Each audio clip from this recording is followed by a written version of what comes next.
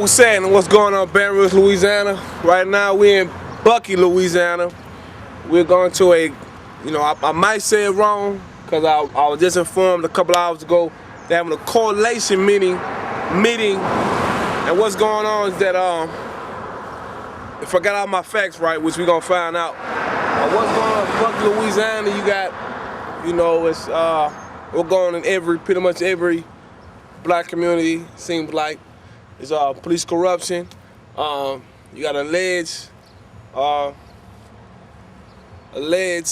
dirty cops and things like that, planting drugs and things like that on African American men. So, it's always, like I always promise you, I tend to take you to two events like this that you don't primarily know about. So a lot of people know about Bucky, Louisiana. It's a couple miles, not a couple, it's about 15 to 20 miles short of Alexander, Louisiana, which I'm pretty sure y'all know about. So we're gonna do our best to bring you up, keep you informed of what's going on. Once again, Bucky, Louisiana, and it do exist. You know what I mean? So come with us and let you see exactly what's going on to the meeting today. So once again, I want to thank y'all for coming with us today before Sound Production Studios. God bless. Peace. We're live in Bucky, Louisiana, one day for the anniversary of Katrina, and we're shooting our documentary of what life is like in Louisiana. Recently, Soledad O'Brien talked about what life is like in America, but when you come to Louisiana, it's like you're coming to a different country. Of course, you got the community defender, the only man in the radio who ain't afraid to say Farrakhan from Max 94.1, myself, Brother Louis Ali. And I'm here with my brother, what's your name, sir? Khalid Muhammad. Brother Khalid Muhammad, and we stopped over at one of his job sites. We're in Bucky, Louisiana. We're 40 years after the assassination of Dr. Martin Luther King Jr., and I just want to ask Brother Khalid, brother, how is life in Louisiana in 2008? Well, my information and my knowledge that I have received and the things that I have observed since I've been here in 1980, I see that the city of Bucky, Louisiana is in a state of poverty because of the no jobs and no money circulation and no signs of good teaching of the true religion of God, which does strengthen a society, and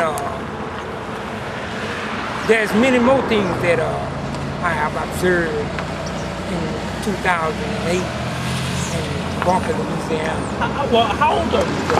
Well, I'm 50 years old, brother. Man, you look real good for a 50-year-old man. You must have been on some of this message to the black man. The black man, huh? Yes. Yeah, I have read the book 3 or 4 times. Yes, the sir, message yes, of the black man. Well, I'm looking at the housing. If you could just pan a little bit, and we're going to get some more shots of the housing down in Bucky. Looking at those houses, it just doesn't seem like they've built any new houses in over 40 or 50 years. And I see you trying to put up, is this going to be a house here? No, that's going to be a small business of buying cans and pecans for the little kids so that they can learn how to work and build for themselves, some kind of great example for the kids. Well, just looking at the neighborhood still looks extremely segregated, and to be honest about it, it doesn't look like integration as a system worked in Louisiana, throughout the country in general, but especially in Bucky. I see a railroad track right here. Could you pan that away, please, Manny? The railroad track right here, and on this side of the track, I see all black people over here living in abject poverty. So has integration worked?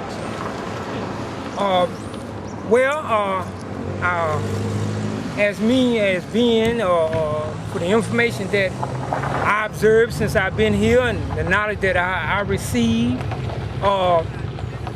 like I say once again, I think that we as a people, we need to come together and pool together our resources together and open up small business so that we can be able to build, because I know that those that who have money is not going to give us any money, and I believe that they are right not to give us none. I think we should come together and work hard together and pull our resources together and then build. So, I mean, I take that basically you said all this integration stuff, it ain't working nowhere. What we need to do is get together and build ourselves. Yeah, because really, God does say that He created us from a single male and female and made unto us nations and tribes. But not that we might not despise different races of people, but we might get to know each other and help each other. And I see that from what we're looking at, there's not too much help. Well, thank you, Brother Khalid. All right. Assalamu alaikum. Alaikum salam. Streets and the housing in Bunkie, Louisiana, you can tell that the people don't have adequate housing to live in. If you look at our brothers, you can see them over there just kind of sitting out. They basically lost all hope in the system, and it's like a powder keg just waiting to explode. Now, if you look at these houses, this is like a shotgun home. This is in 2008 August, one day before Katrina, and look at the existence of our people. They have a public education system that's in the dirt. They have a police department that constantly comes down and beats the black people down here in Bunkie, Louisiana. They've cried out to the federal government. No one answers their call. And so we're down here with the life-giving teachings, of course, of the Honorable Minister Louis Farrakhan. But who's going to answer? Look at our people, how they are living. It's a situation to where we're going to have to do for self. And you're live in Bunkie, Louisiana, again with Brother Louis Ali from the Community Defender. Let's walk right here, man. And you're with Brother Louis Ali, the Community Defender talk show host from Max 94.1 FM. And I'm talking to our brothers and sisters in Bunkie, Louisiana. And I'm talking with Brother, what's your name, Brother? Pete. Brother Pete. Brother Pete, we know that 40 years ago, Dr. Martin Luther King Jr. was assassinated, and there was a civil rights accommodation bill passed shortly, actually before that. But we were led to believe that everything was going to change and life was just going to be wonderful for black folks. But we're in 2008, and I just want you to let me know, how is life for black people in Bunkie, Louisiana? It's rough. You know, you having to deal with the police and running in and curfewing you. You know, even though you're grown and stuff like that, they still want you to. They curfew you. Well, if they catch you walking, they'll question this and that, how old and all that. They want to know a lot of stuff. But, even if you're in your own neighborhood. I mean, yeah, in your own neighborhood, after hours, yeah. Wow. And what about jobs? I look at the housing. All the housing seems dilapidated. Ain't no jobs. No jobs. No jobs. It's only like certain, big companies around here. If you're not already with them, then you won't find a job around here. That's, the cost of living is high, and ain't nobody giving no money. It's hard. How old are you? 35. Do you have a wife, family? A wife and 2 kids. A wife and 2 kids, and you're struggling to make it. Struggling right now. Right now to make it. I'm living from check to check. So it's trying to maintain. It's hard. The job and the pay. Is. Many people tell me when I go all around the state, that many of the preachers seem like they are, just to be straight up about it, like they're Uncle Toms and they own the take or on somebody's payroll, that they really don't preach to the poverty and the causes of the poverty in the black community. Is this a fact? I can't really comment on the ministry, because I'm not really involved in the church like I should be. So I don't really know what's going on with that. Let me ask you this. With integration being a failure at worst and incomplete at best, where do you think the black community, not just in Bunkie but across the country, where are we going? If things don't hear them change, we're going down. You know, especially around here. This place here is, you know, my thought is for people that already have money that's done retired and, you know, just coming back to lay back and chill. You know, as far as trying to make it here, you know, as far as jobs and all that, you'll never do it. Wow. You know, Wow. not enough. There's not enough opportunities. You know. What will, I mean, during the 60s and 50s, it seemed like young people were much more vocal as far as community activism, getting out in the streets and really letting people know what's going on. And I mean, I've tried to talk to some people down here, and you know, they act almost as if they'll tell me off camera, but they're almost afraid to come on camera and say, this is what's going on in our community. Well, I mean, until we learn to stand up for ourselves and, you know, and speak out about the problem, then it's never going to change. Well, what gives you the courage to come forward? I'm a man. Okay. You know, I'm going to speak mine regardless. Okay. You know, I'm not out here doing illegal things and stuff like that, but, I mean, I'm going to speak mine. Praise You know, God. I'm not afraid of, you know, anything or, you know, stuff like that. I'm going to speak mine. Yes, sir. I want to make sure I give you a copy of our newspaper, brother, and I hope that you'll join the study group that we're trying to set up down here to make life better for our people. Okay. Thank you for your time. Right. God bless you, children. And we're in Bunkie, Louisiana, and I'm here with Miss Teresa Baptiste, and we're asking her about life in Bunkie in 2008, 40 years after the assassination of Dr. Martin Luther King Jr. Miss Teresa, I'd just like to know, how is life in Bunkie, Louisiana for black people? Well, as of the moment, right now, it's kind of rough for the blacks. And do you have police brutality here? Police planting drugs on people here? What's going on? We've been reading these stories in the media about police brutality, Chad Jones' son kicking in people's doors and so forth, a white police officer here. Is there any truth to this? Have you heard anything about it? Well, from my understanding, I do know he haven't kicked in my door for anything like that. But I can say a while back, I want to say maybe 2 or 3 years ago, they had this specific white cop that was on the force. His name? And I can't call his name right now, but I do know he's not on the force anymore. And one night around maybe 1 a.m. in the morning, I was living in Augustine's Park Apartments, and my son was standing on the corner, right in the complex. And the police passed there and saw him standing there. He didn't think that my son lived back there, but we did live back there. So I'm in bed, sleep. So my son comes in and tell me, Mom, the police is at the door. So I told my son, I said, well, wait, let me get up first, and so I can answer the door. So by the time I made it to my living room, my son had opened the door, and the police just rushed in, bum rushed him, threw him down to the floor for no reason at all. He didn't even do anything. All he was doing is just standing outside at that particular morning. And he threw him down to the floor, handcuffed him, and at the time, it was running through my mind like to maybe jump on this police officer. But the only reason why I didn't do it because I knew that I was gonna go to jail and my son was gonna go to jail, and it wasn't gonna do my son any, good for me to go into jail. But what I couldn't understand was, why did he do this? And I told him, I said, well, when I get off of work the next day, I will be to the police department to make a statement. So by the time I got off of work at 2 o'clock that evening, the next day, he was there in the police station telling the mayor, telling the police chief. But what he told your son? No, the police officer.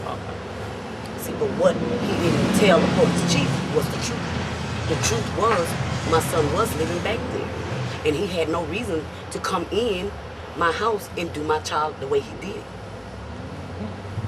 Let me ask you this question here. We've been looking around at the housing in the Bunkie area, and all the houses seem like old, ancient shotgun houses. Do they fix your houses up, or why is the housing so bad here? Well, First of all, you have some landlords that care about their houses that will fix your house. And some of the landlords don't care. And this house here is a white landlord. White landlord out of Hesman, Louisiana. What about the rest of these houses on the block? She owned this house, same landlord. The white landlord. Owned this house, and she The one won't with fix no this door. one. Oh. Right. Do people live there? No, sir. Nobody lives there because she do not want to fix it. Okay. And she do not want to come mow her yard. She don't want to do any of that. But collect rent. But collect money for rent. Okay. You know, if a person really looked at it, coming to Bunkie, it looks like neo-slavery. Right. Are there any jobs here? Well, there seems to be a great no. unemployment. Really, it's not. It's not enough jobs for the younger kids, younger generation that's coming up today. Mainly, those that have jobs, they might have maybe 2 or 3 jobs just to get by, just to make ends meet. And that's the ones who have jobs. Right. But for those that don't have jobs, they don't have no kind of businesses here to make jobs happen like they do in Marksville. Like Marksville, Louisiana, they are coming up because they are building more buildings to make more jobs, to have more jobs for people to have jobs. Is there anything that you'd like for us to know before we end this, Miss Teresa, on Bunkie, Louisiana? Well, I think that they need that the mayor of Bunkie, Louisiana, should change things. They should make a difference. That's why a lot of people go out and vote for those that's running for office. They should make a difference, and they need to build more things for the younger kids that's coming up today. They need to have more jobs for people to go to work. They need more activity things like gyms, like basketball, where the kids can go to play basketball, or maybe to a skating ring, something like that. They don't have that here. They don't have none of that here. But the only thing they want to bring up here in Bunkie is drugs. But we also know that a black man don't have a plane to bring the drugs in. A black man don't have a boat to bring it in from water. They don't have none of that. So it has to be someone else bringing it here for them to distribute it. Wow. Thanks again, Miss Teresa. Thank Have you. a good day. You too. Betty, you want something? You want to say? Your name, brother? Stephen Lee, Stephen Lee. And you are the owner of? Anthem Snack Shack. Okay. And you're coming with? Anthem Snack Shack. I'm sorry? The new Anthem Snack Shack. Okay. And you are coming by your wife, am I correct? Yes, And what's your name, sister? my name is Teresa Lee. Okay. So, what inspired you to open up your own restaurant? I always dreamed of having a restaurant. I'm sorry? I always dreamed of having a restaurant and, serving people. Okay. What inspired the name? Inspired the name. Yeah, what inspired the name? You meaning the name that we kept, Anthem? Yes. So far as I figured that it was a good reputation of food back then. We're trying to make it better right now. All right. Do y'all have any secret, well, not secret recipes, but is there anything that you guys personally made that's personal dish of y'all? We got the same recipe of the red beans and rice back then, now, from Miss Ned, who was former owner of the place, and she gave us the recipe to the red beans and rice. And a lot of people enjoyed back then, yeah. Okay, and what is the special? You have any specials or anything like that? Red beans and rice, pork chops is our special. We have those every day. We also have daily specials, which include a variety of beef stew, smothered chicken, smothered turkey wings, gravy steaks, yams. They are the best. We have the best peach cobbler. So just come on out and join us. Okay. And what is y'all location? 1553 Fairchild. Fairchild. Once again, brother, thank y'all. So good luck to y'all business, okay? Thanks. Thank you. What's going on? As always, here for some productions, we do our best to bring you to all the great African-American business in Baton Rouge, Louisiana. And we are at another business named Ethos. Y'all been spoke with both of you, been spoke with the manager, you met his lovely wife. know what I'm saying? So continue to watch on. I'm about to give me a plate. I'm gonna tell you how it was. I'm pretty confident that it's gonna be good. Because right now we got a lot of people coming in showing support, showing love. It's a new business. So it's always come and support these great African American businesses because they are serving our food. You know what I mean? And like I always say, you know what I mean? Support these great African American businesses. You know what I mean? Because I mean, you know, because we're here for you. You know, they're serving traditional African American food. You know what I mean? So as always, come in to support these things. We have a great turnout. Everything's going good. So I'm about to get a plate and tell you how it was. Because if I'm here, y'all know I got some good food. So I love y'all. I'm about to get a plate. So watch on. Peace. All right. Yes, I am GHOST. It's an acronym for God holds our souls together and genocide hinders our survival tactics. And this is the piece that I wrote about the Geno 6 situation. I can make your life disappear with the stroke of a pen. DAs practice magic Jim Crow spells upon black males, facing injustice, fighting for justice against the justice system playing pretend. And while the media is wasting time covering Paris Hilton, Lindsay Lohan, and Britney Spears, Michael Bell may end up sitting in a cell 22 years of his life. Not for a schoolyard fight, but for striking a white boy. They want to give an aggravated second-degree battery and conspiracy charge. A conspiracy? A prank? Toilet paper over trees is a prank. Wedgies over the heads of nerds is a prank. 3 nooses in the school colors hanging from the white tree is not a prank. That's a conspiracy. But Michael Bell gets thrown into jail by an all-white jury because of tennis shoes. Justice ain't blind, but a blindfold is strategically placed over her eyes when it comes to a person's class and race. I don't see Mark Foley facing jail time for whining and dining and grinding upon male teenage pages. Speaking of pages, my poetry book will contain pages with words that will be used to get on the nerves of all white juries until they feel the flurry of free the Geno 6, free the Geno 6, free the Geno 6. But if blind eyes and clogged ears of juries of no peers continue to steer in the direction of legal lynching, the fury of past innocent oppressed will hunt until those juries get no rest. And while we're wasting time debating and worried if Kanye West will outsell 50 Cent, Michael Bell was sitting in a cell awaiting indictment. And where's P. Diddy? You want to vote and die for a democratic America, but where's your support for our children that can die from the vote of a lynch mob jury? And where's Blanco? Pushing for a road home and no child left behind, but innocent children get left behind, sitting alone in cells as this lynch mob jury finds them guilty. These are our youths, high school students playing the futures. They got shattered with the criminal battery felony charge. But what did those white boys get for hanging nooses from trees? The right to be human and the right to breathe. But that should tell you one thing: Jim Crow never left. We're still one amendment away from not being human. We're still one amendment away from not being able to vote. And when I say one amendment away, we're one amendment away from being 3/5 of men, all but with the stroke of a pen. I'm not finished. I'm not through. If you think that this doesn't concern you, take a look in the mirror. The picture may come clearer, because those so-called Negroes running away from the realities of being black will soon get attacked in the back by Jim Crow's cat and won't know how to react.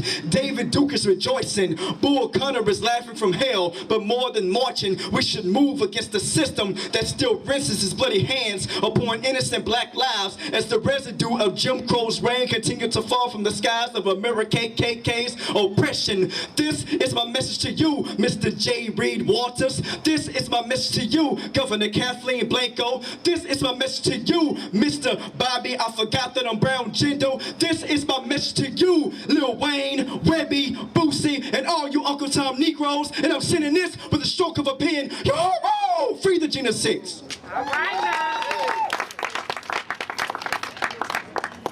right, everybody, look, I ain't got my plates yet, but I just ordered. I ordered some drumettes, some red beans and rice, some cobbler, and I got a large thing of homemade sweet tea. So let me say that first. So y'all know, if I gotta go there and eat, I'm gonna try everything, make sure you're going to a good restaurant. So let me taste it and see what's happening.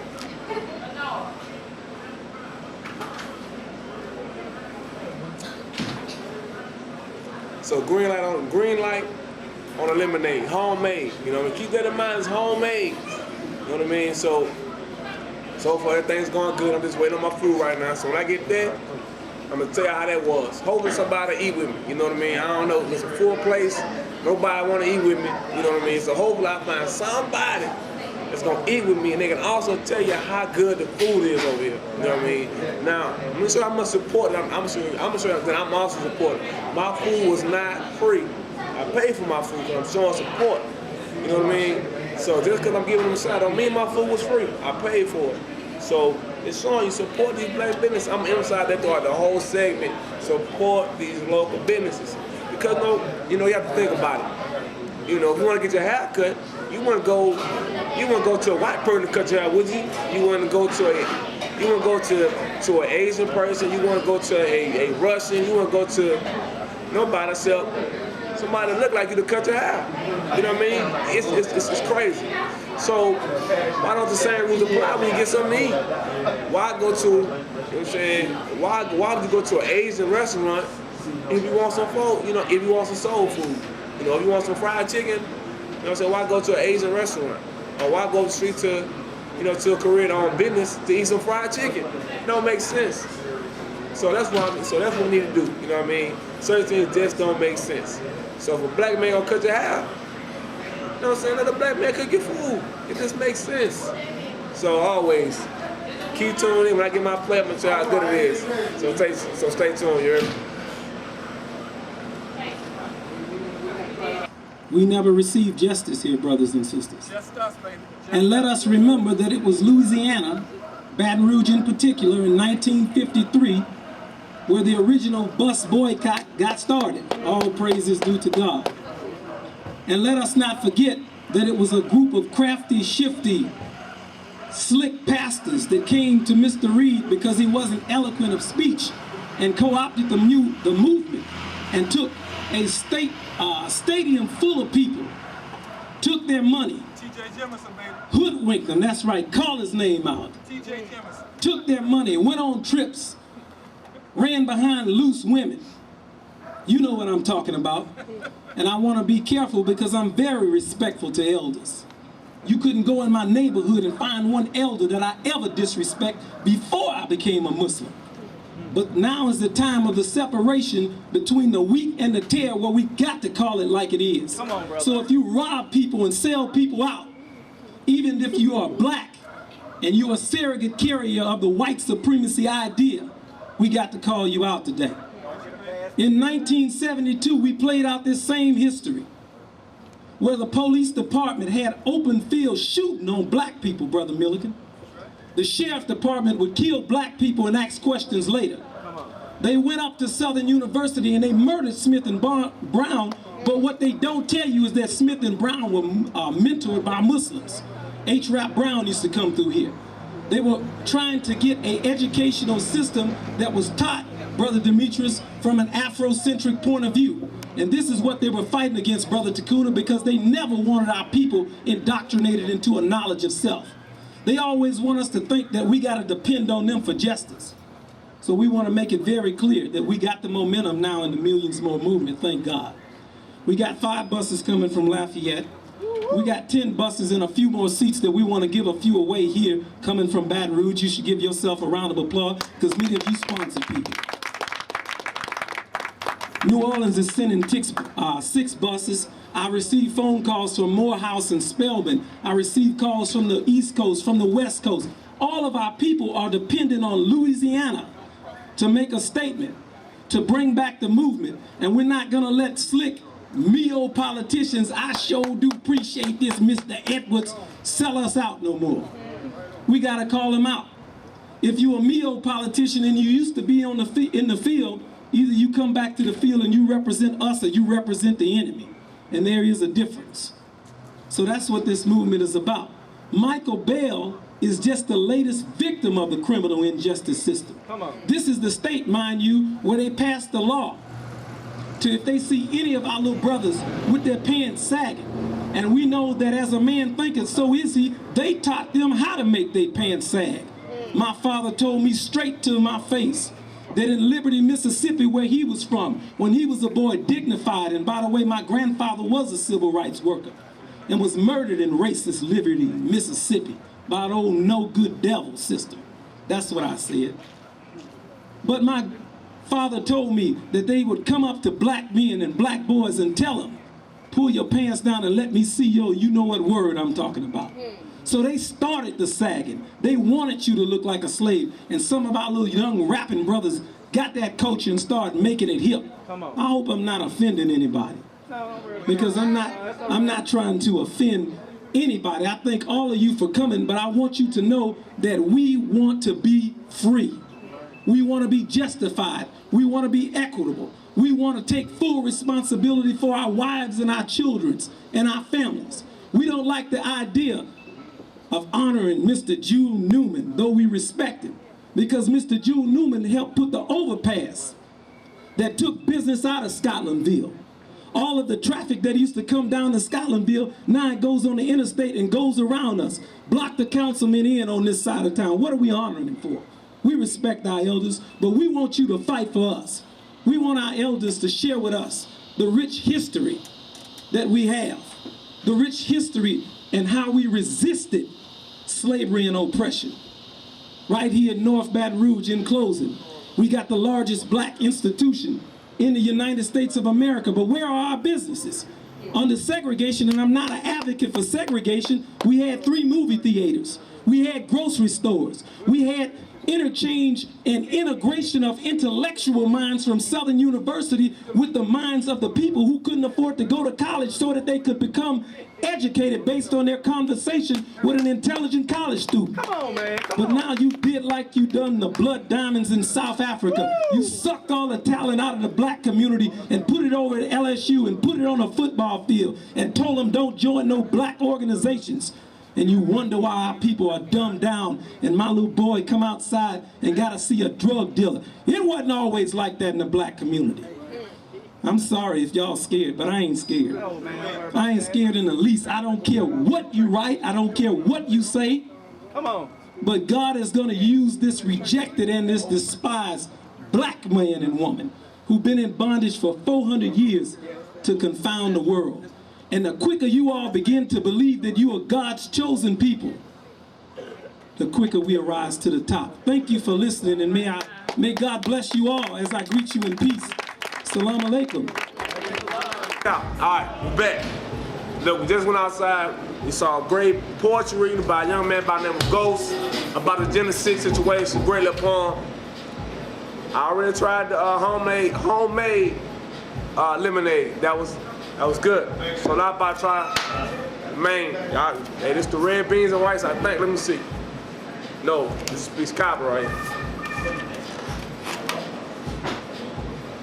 See that they give you cornbread. You know, man, see what I'm talking about? When you go to black-owned businesses, they already know they don't charge you for the cornbread because they know. You say you gonna what? You know, say you need that. You need that bread. Now you go to an Asian spot, they don't give you nothing. They might give you a roll. But see this right here, it's cornbread. Y'all know about that cornbread. All right. I got my chicken. Let me get my silverware. Let me get my weapons so I can try this right here. See what I'm saying? I'm gonna give y'all the truth about it. I'm gonna give you the truth. And I don't lie. So let's see what's happening. Let me say my grace first. That's the movie version of saying grace. I used to take a long time to say my grace, because you know, but anyway, let's check it out. I'm sorry. I'm sorry.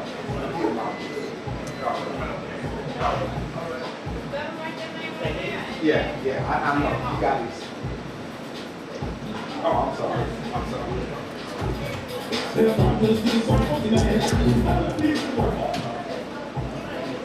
It was good. Not as good though. It tastes like homemade red beans. Hold up, it's loud in the background. I'm talking louder. It tastes like homemade red beans. The red beans are good. All right. They got a chicken. Let's try the chicken.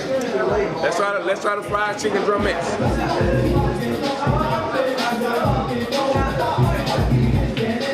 No.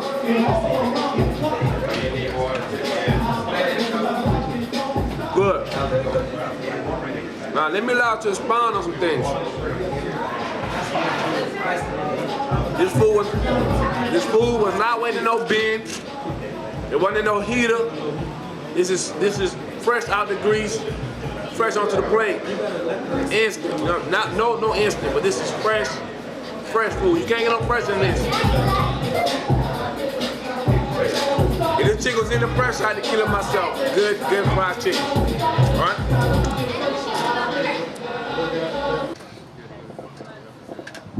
Once again, my name is Sino, representing the Spark, which means spreading positivity and reinforcing knowledge, and we get the whole ideology behind Tupac, who says, I'm not going to change the world, but I guarantee I spark the brain of the people that will change the world, and we feel like that's us, that's this younger generation, and that is us, okay? Yeah. Nothing but fire records. Turn up a little bit more. Yeah, yeah, yeah. Who need a yeah, yeah. The song is about drugs. The song about drugs that come into our community, right? Listen. That's the question that everybody asking. One of the reasons why every brother rapping, we get boxed in. Acknowledge that it's a trapping. Majority don't know where these birds start to flapping. These dudes start to yapping. Phones be tapped in. Deals in their happenings get directed to the captain. It's all a part of Bush's government plan to get us all back up in the government's hand. Cocaine import agency, that's the government brand, but we locked not in one lock, stronger than one strand. I'm only one man, but to death I fight. I got an army for the cause, and we bet our life. Look, you in the White House, you talking white bricks, but you a black man. Get up off that white shit. I'm talking righteous, searching for the black kingdom. Long as you rep that, we gon' see our freedom. Come on, who need a bird? Every day I serve, huh? Yeah, we don't own no poison, no bows. All these drugs come in. How is these drugs killing? I'm not the only one that's saying this, right? We know the government is doing this, and still we do nothing. The government is putting these drugs into our community, and still we go and work for these people, right? Check this out, check this out. This is what happens on the TV screen. Look at the bottom of your screen, terror alert elevated. Well, how the hell we getting all this waiting? You gotta check for anthrax, you gotta check for bombs, and how it's getting through that coming straight to my slums. I hope I ain't the only one that's seeing something wrong. Black people spark to wake up, they gon' sound the alarms, but the police not the only ones on. Power to the people in the streets with their weapons drawn. Young Cena sees it through the eyes of the falcon. Machiavelli flow with the soul of brother Malcolm. Lord help them, the sun came to melt them. It's payback for the dope and bad cars that you dealt them. You know you can't sell coke your whole life. George Bush control the rope, and the boy broke the whole tight. Who need a word? Watch a dude take flight. Wingspan space right, fulfilling black man's great plight. Who need a bird? Every day I serve. Who need a bird? Who need a? Who need a? Every day I serve.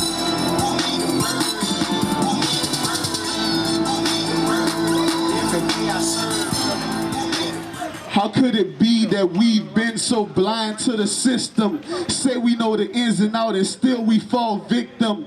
Blacks enlisting in this white man's army, not legal to buy a drink, but enough to unload a Tommy on someone who's never harmed me. But if I was to get the warning that another's in the hood is about to dome me, is not alarming, I'm supposed to keep it calm and wait for them to send the hit again. Either die or go to jail. That's the world that we living in. The world that you're living in is the same you bring your children in. Fill them in about it, or the prisons they gon' fill them in.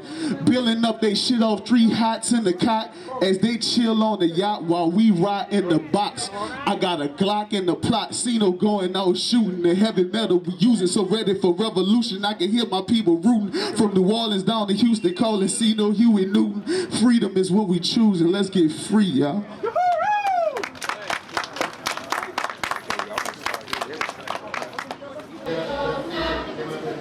Y'all want some? Let me try the cornbread. Let me try the cornbread, okay?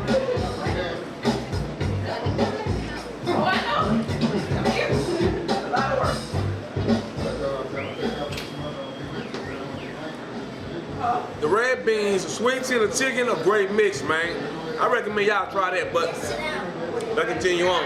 Hey, bro, y'all ate that? All right. So look, I'm eating alone, but some other people are eating.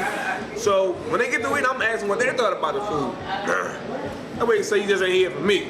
You know what I mean? You getting a vast variety of people talking about the experience they had over here at Ethos. Remember Ethos? That's Fairchild over in Scotland. Is it Scotland?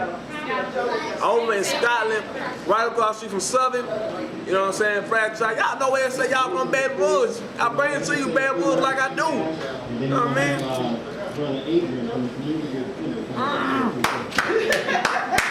Kudos. Look. So remember, try the food great. I gotta eat and run, I'm still working. So I'm gonna come back here, but so y'all remember, support Ethos, support Black owned business. Gotta say support it, man. It's good food. Remember, over here on Fairchild, right across from Southern, over here in Scotland. Y'all know where it's at, y'all know where to go. It's the new Ethos. Great food. Remember, support. I mean, it's us right here, it's us. Good food, Jeremy, man, come on. All right, let me get back to work. Obviously, we see the issues in our community. We see the crime, we see the drug, we see the failing schools, we see that people don't have trafficking.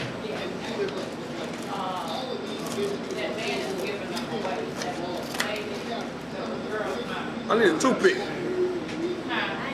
You give me a toothpick? Thank you, brother. I need a toothpick, brother. Thank you so much. Go ask your mom to come here for me. Wait a minute. Could y'all get it? Because that's who bought me. Excuse me, brother. Could you give him a toothpick for me, man? You might give him a toothpick for me. Thank you, brother. When I was sitting out here today, a lot of us were talking about June 6th and how excited we are. Good drink.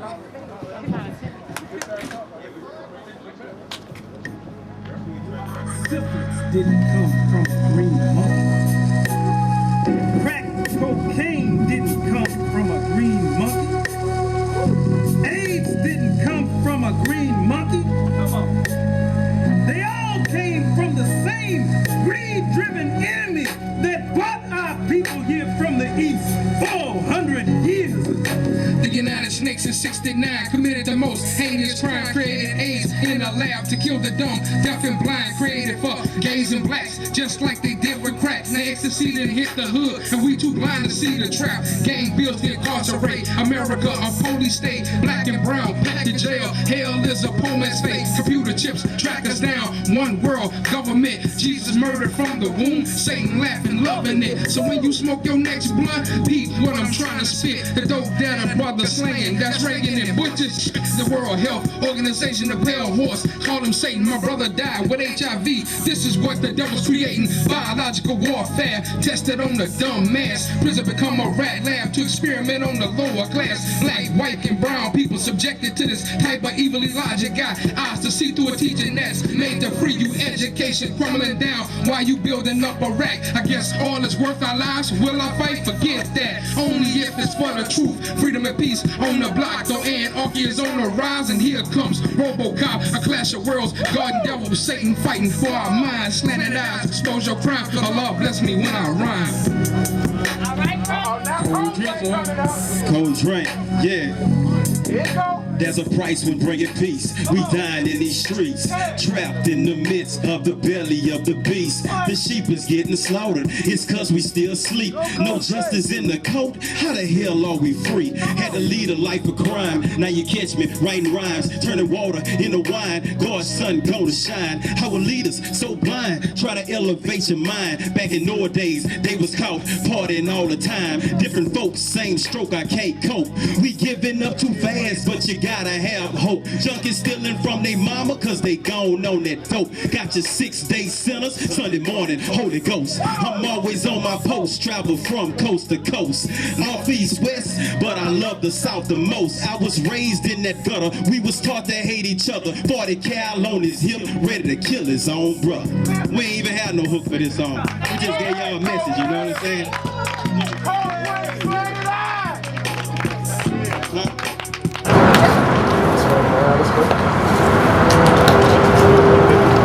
This is a picture of my grandmother, who was kind enough to rear me from the time that I was 10 years old.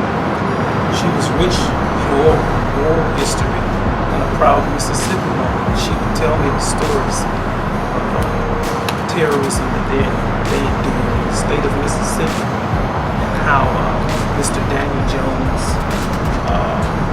who was really like a strong arm at the time, Klux Klan defended a state representative from the state of Mississippi whose name was E.H. Hearst, who murdered a NAACP worker in 1961. Well, at that time, it wasn't popular for you to talk about freedom, justice, and equality if you were a black person.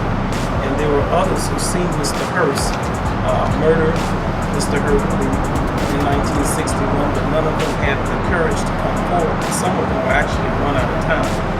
But my grandfather, he couldn't tell anything to the local authorities because the local authorities were all together with Mr. Hearst, terrorizing black people. One of the men that worked for my grandfather, Mr. Leo McKnight, he and his entire family was burned up in a house which was never written to be an actual civil rights terrorist killing, but it actually was.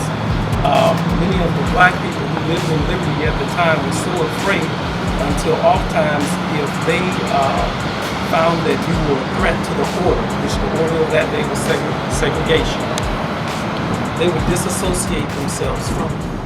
My grandfather used to have to travel across the Mississippi line just to buy gasoline and to buy basic necessities to run his business. He was a sharecropper, farmer, if you will, and also, you know, we're here today to say that we really can't say rest in peace at a funeral until we get justice. And really there can be no justice, no peace without justice. So our family still wants justice for our grandfather, even to this day. Now tell me about the case. What happened with him and your father? Well, a lot of young people don't know much about the civil rights movement, I'm starting to find out. But what would actually occur in many of these towns, because we were such an interdependent community at the time, we would take people from up north and allow them to live in our homes to come down south to protest against segregation. Okay, now tell me about Well, the day that after a long 3-year just vicious attacks, people murdering even our dogs. So when we see Vic on television being locked up for fighting dogs, people actually came in the yard and murdered our dogs. And we couldn't hear the dogs barking. My grandfather was planning to leave out of town to move to Milwaukee to start a bulldozer business actually. And when he came home that night, he told someone who he thought he could entrust apparently with the information that he was leaving Mississippi because he couldn't do business because there were sanctions against him for testifying to the FBI about Lee's murder of Mr. E.H. Hearst, who had political connections in this state right here because he was a state representative. He said that he was going to leave when he came to the Gap that night, driving his truck out and giving a price to a customer. They were waiting and they ambushed him. And I don't want to just be vague and say we absolutely believe that Daniel Jones had something to do with the murder of my grandfather. He intimidated many black people who wanted to come forward and talk at the time. And this is why we believe that after this long time period, with a $20,000 reward, we could allow some of those elders and people who know the truth to come forward and tell exactly what happened to my grandfather. We want to know every person that was involved in it. And last 40 years. I mean, can you put into words how much you miss your father and how much you want his killer brought to justice? Yes, it's been rough, been dear hell, because that shouldn't have never happened. And just murder a man and then look like nobody cares, and it don't look like we can get too much justice on it, and we've just been sitting and waiting and doing the best we can. But it's been hard on all of us. My kids didn't get to meet their grandparents. My mother, she suffered so over my father. My little sister had a heart attack at 5 years old because her daddy wouldn't come home. It's just been hard. I mean, you've seen Edgar Ray Killen brought to justice. You've seen James Ford Seal brought to justice. One of the issues of it is because he refused to lie for a killer, a murderer, and so which was E.H. Hearst that killed Mr. Herbert Lee, and not the fact, mention the fact, I don't know what this guy Daniel Jones, he broke my father's jawbone, handcuffed him, and then broke his jawbone with a flashlight. Then let him sit in jail for days before we could get him out to even get him any kind of help. So it makes me kind of better. If you don't mind, sir, talk about what you want to see happen out of this. We've got several people here together that are going to march to the Capitol. What would you like to see the end result be, I guess? Of course, what we would like to see is we'd like to have some type of justice brought to this case. And there can be no justice without truth. And there can be no truth without somebody who's courageous enough to come and tell the truth. We've waited for over 43 years. I've witnessed the depression of my grandmother, who's seated here with my grandfather. I've witnessed the depression of my father. And I've witnessed the torment of a man who served his country during World War II, only to come back and have an idea that was bigger than its time, the idea of freedom, justice, and equality. Our family had sanctions in Mississippi put on it. My grandfather was forced to drive across the Mississippi line just to buy gas and basic necessities in order to do business to provide for his family because he wasn't a deadbeat father. We saw Mr. Daniel Jones, a terrorist, long before the Taliban, run a campaign to where he said that if he got into office, he was going to do something not only against my grandfather, but he said that he was doing something about Mr. Leo McKnight in order to destroy our family business. We waited a long time, and to see people, we would like to see them brought to justice. And here's why we think that that's important. Because truth is a wonderful healer. And we don't believe that you can go to your creator, by whatever name you call him, filled with lies and hypocrisies about freedom, justice, and equality, when you're doing everything possible to destroy our family. Could